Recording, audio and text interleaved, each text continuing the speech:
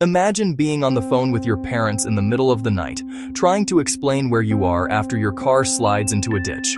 They're driving around looking for you. You can't see them. They can't see you. Then, after nearly an hour of confusion in the dark, you suddenly say just 2 words, "Oh shit," and then you're gone. This is the disappearance of Brandon Swanson, a case that has haunted investigators, internet sleuths, and Brandon's family for years. It's one of those mysteries that feels terrifyingly simple at first. A young man gets stranded, calls for help, and somehow vanishes before anyone can reach him. But the deeper you look, the stranger it becomes. On the night of May 13, 2008, Brandon Swanson had been out celebrating the end of the school year. He was 19 years old, a college student from Marshall, Minnesota, and by all accounts he planned to head home after spending time with friends.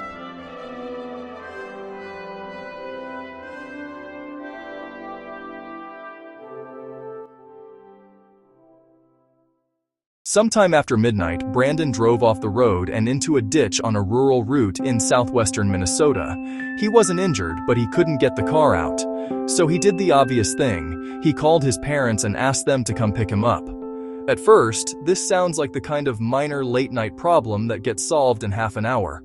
But almost immediately, things began to go wrong. Brandon told his parents he believed he was near Lind, a small town not far from Marshall. His parents got in their truck and drove out to find him, keeping him on the phone along the way.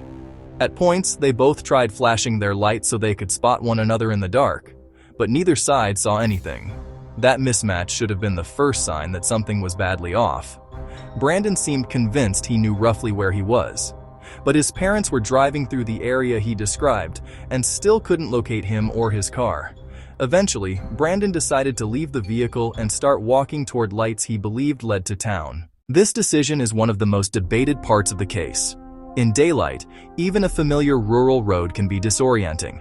In darkness, after a long night, possible drinking, and growing frustration, it becomes even easier to misread distance, direction, and landmarks. As Brandon walked, he stayed on the phone with his father. He described fences, terrain, and lights in the distance. The call lasted about 47 minutes. Then, suddenly, Brandon interrupted himself and said, "Oh shit." After that, there was silence. His father kept the line open, hoping to hear something, anything, that might explain what had just happened.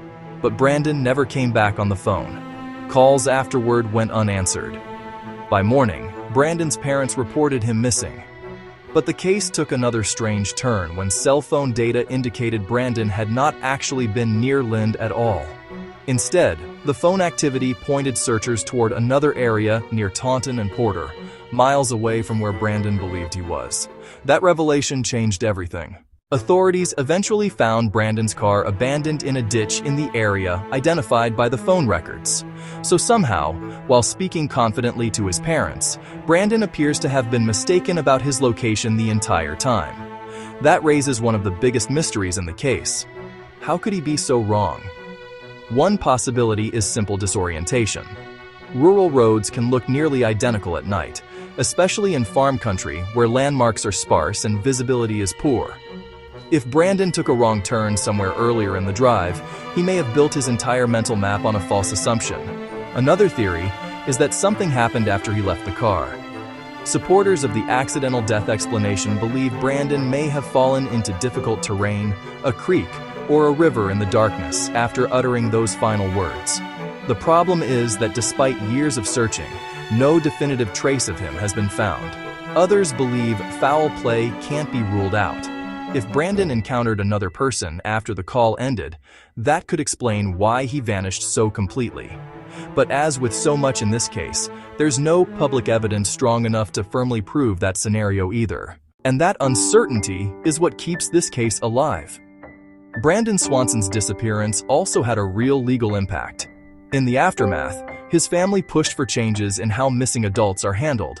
Their efforts helped lead to what became known as Brandon's Law in Minnesota, requiring faster law enforcement response in adult missing person cases involving dangerous circumstances. That means Brandon's case didn't just leave questions behind, it also changed policy.